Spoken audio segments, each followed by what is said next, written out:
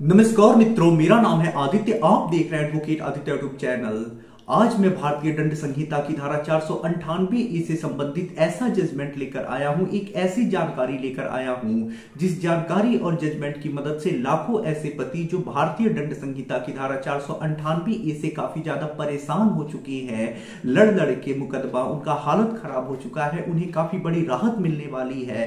क्योंकि इस मामले के जरिए आपको एक नई जानकारी मिलेगी जिसके जरिए आप चाहें तो जो आपके ऊपर भारतीय दंड संहिता की धारा 498 का मुकदमा है उसे आप जिला न्यायालय से ही रद्द करा सकते हैं, खत्म करा सकते हैं। आपको हाई कोर्ट भी जाने की आवश्यकता नहीं पड़ेगी। तो ये जजमेंट, ये जानकारी पतियों के लिए काफी ज्यादा इंपॉर्टेंट है। बारीकी से चीजों को समझिएगा। तो आइए वीडियो को शुरू करते हैं। वीडियो में आगे बढ़ने से पहले मैं आपसे कुछ महत्वपूर्ण बातें बता देना चाहता हूं। पहली चीज तो ये कि मेरी एक किताब पब्लिश हुई है जिसका नाम है legal guide for husband in matrimonial cases. अब देखिए, जैसा इस किताब का नाम ही है legal guide for husband in matrimonial cases, वैसा ही इस किताब का उद्देश्य भी है।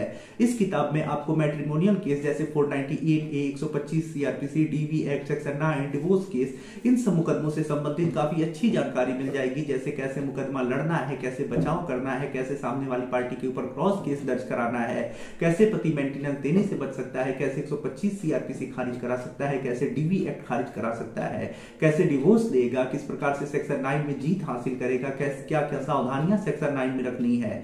ये सारी चीजें आप इस किताब के माध्यम से समझ सकते हैं। तो यदि आप मैट्रिमोनियल मुकदमा लड़ रही हैं, आपको कोई गाइड करने वाला नहीं है, तो हमारे इस किताब का अध्ययन जरूर करें। किताब को बाई करना अगर आप चाहते हैं तो मेरा व्हाट्सएप नंबर स्क्रीन पे दिखाई दे रहा होगा, उस पर मैसेज करिएगा। किताब का जो मूल्य है वो 600 रुपए है, जिसमें 100 रुपए कोरियर चार्ज है। तो किताब को बाई करने के लिए व्हाट्सएप पर मैसेज करिएगा।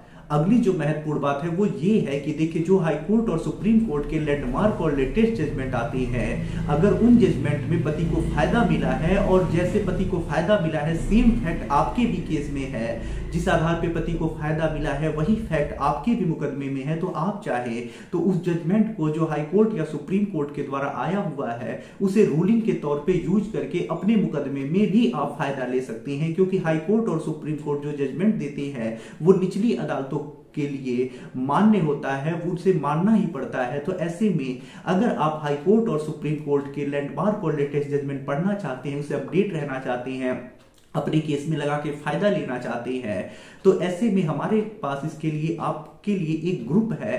तो अगर आप हमारे ग्रुप से जुड़ जाते हैं तो वहां आपको हाई कोर्ट और सुप्रीम कोर्ट के लैंडमार्क और लेटेस्ट जजमेंट की कॉपी प्रोवाइड की जाती है, जिसे पढ़ के आप अपने केस में उसका यूज करके फायदा ले सकते हैं, उससे अपडेट रह सकते हैं, आपको अच्छी जानकारी मिलेगी, अच्छे अच्छे जजमेंट हमारे ग्रुप में मिल जाएंगे। तो यदि आप इस जजमेंट को पढ़ना चाहते हैं, हमारे ग्रुप से जुड़ना चाहते हैं, तो इसके लिए मेरा व्हाट्सएप नंबर स्क्रीन पे दिखाई दे रहा होगा। तो ग्रुप से जुड़ने का जो चार्ज है वो 500 रुपए है, जिसे आपको वन टाइम पे करना है, दोबारा कभी कोई चार्ज पे नहीं करना है। तो ग्रुप से जुड़ने के लिए व्हाट्सएप नंबर स्क्रीन पे दिखाई दे रहा होगा, उस पर मैसेज करिएगा। तो आइए अब अपने महत्वपूर्ण जजमेंट के ऊपर हम आते हैं। तो देखिए, ये जो जजमेंट है वो मध्य प्रदेश हाई कोर्ट के द्वारा आया हुआ एक लैंडमार्क जजमेंट है और लाखों पतियों को इस जजमेंट के जरिए एक नई जानकारी मिलेगी और काफी हौसला मिलेगा और एक ऐसा जजमेंट मिलेगा जिसकी मदद से वो चाहे तो झूठे 498A केस को लोअर कोर्ट से ही क्वेश करा पाएंगे। तो देखिए, मामला जो है वो मध्य प्रदेश हाई कोर्ट के द्वारा आया हुआ है। ये जो जजमेंट है वो अभिषेक Pandey versus state of Madhya Pradesh के केस में आया है। और देखिए, ये जो मामला है वो झूठे 498A के केस को डिस्चार्ज कराने से संबंधित है। तो देखिए, डिस्चार्ज जो हुआ जाता है वो लोअर कोर्ट से ही आप हो सकते हैं। अगर देखिए, जो आपका मामला है अगर वो मजिस्ट्रेट ट्रायल है तो ऐसे में डिस्चार्ज एप्लीकेशन जो दिया जाता है वो 239 CRPC में दिया जाता है, और यदि सेशन ट्रायल मामला है तो 227 CRPC में आप डिस्चार्ज एप्लीकेशन लगाते हैं। तो अगर मजिस्ट्रेट ट्रायल है तो उसके लिए अलग सेक्शन है, और अगर सेशन ट्रायल है तो अलग सेक्शन है। जैसे 498A सिर्फ नॉर्मली लगा है तो ये मजिस्ट्रेट के वहां चलेगा। तो ऐसे में आपको मजिस्ट्रेट के वहां 239 CRPC में डिस्चार्ज एप्लीकेशन लगाना है, और अगर आपका जो मामला है 498A के साथ 377 IPC लगा है या फिर 307 IPC लगा है, तो ऐसे में ये सेशन ट्रायल मामले होती है। तो ऐसे में ये जो डिस्चार्ज एप्लीकेशन आप देंगे वो 227 CRPC में देंगे। और डिस्चार्ज एप्लीकेशन कब देना है? जब आपका चार्ज बन रहा हो, यानी आप जमानत करा ले, उसके बाद जब आपका चार्ज बन रहा हो उसी समय आपको डिस्चार्ज एप्लीकेशन लगाना होता है। तो ये डिस्चार्ज की बात हो गई। और ये जो आज मैं मामला लेकर आया हूं वो सेशन ट्रायल मामला था, इसलिए यहां सेशन कोर्ट में पति ने डिस्चार्ज एप्लीकेशन दिया है। तो देखिए मामले में होता कुछ ऐसा है कि 2015 में शादी हो जाती है, उसके बाद 2016 से जो पत्नी होती है पति को छोड़ के अलग रहना शुरू कर देती है। वो साफ पति के साथ रहने से मना कर देती है कि अब मुझे तुम्हारे साथ नहीं रहना है, कोई दिलचस्पी मेरी नहीं है। पति बार बार अनुग्रह करता है कि आओ मेरे साथ रहो, अपना जीवन यापन हम करते हैं, लेकिन जो पत्नी होती है वो पति के साथ रहने से मना कर देती है।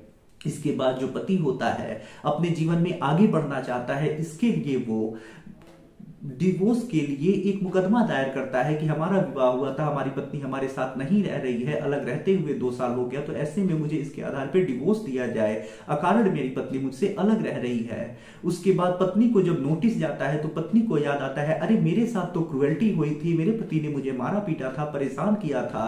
तो इस प्रकार के आरोप पत्नी लगाती है और 498A और अन्य कुछ धाराओं में FIR दर्ज करा देती है। जब FIR दर्ज हो जाता है, पुलिस इन्वेस्टिगेशन करती है, उसके बाद कोर्ट में चार्जशीट लगाती है। पति और पति के घर वाले उसमें जमानत भी करा लेती हैं। जमानत कराने के बाद ये सेशन ट्रायल मामला होता है। 498A के साथ कुछ ऐसी धाराएं लगी होती हैं जो सेशन ट्रायल का मामला होता है। जजमेंट आप पढ़िएगा, सारी चीजें समझ जाएंगे। तो सेशन ट्रायल मामला होने की वजह से 239 CRPC में यहां पे डिस्चार्ज एप्लीकेशन पति और पति के घर वालों के द्वारा कोर्ट में दिया जाता है। लेकिन जो कोर्ट होता है, जिला अदालत होता है, इस डिस्चार्ज एप्लीकेशन को रिजेक्ट कर देता है। उसके बाद पति जो होता है वो अपील करता है मध्य प्रदेश हाई कोर्ट में कि हमारा डिस्चार्ज एप्लीकेशन रिजेक्ट कर दिया गया है। वहां कोर्ट में पति की तरफ से तर्क दिया जाता है कि 2015 में हमारी शादी हुई, 2016 से मेरी पत्नी मुझसे अलग रहना शुरू कर दी। उन्होंने साफ इनकार कर दिया कि उसे अब मेरे साथ नहीं रहना है। मैंने 2 साल के बाद डिवोर्स का जब मुकदमा लगाया तो जब उसे नोटिस प्राप्त हुआ तब जाके उसने यह FIR दर्ज कराया है। FIR में जो भी बातें लिखवाई हैं, झूठी बातें लिखवाई हैं, गलत बातें लिखवाई हैं। पत्नी को जब पता चला है कि मेरा डिवोर्स हो जाएगा, मैं दूसरा शादी कर लूंगा, तो मुझे परेशान करने के उद्देश्य से यह मामला दर्ज कराया गया है। पत्नी ने यह भी नहीं बताया है कि 2 साल वो कहां थी, क्यों नहीं उसने कोई केस दर्ज कराया, इसका कोई एक्सप्लेनेशन उसने नहीं दिया है।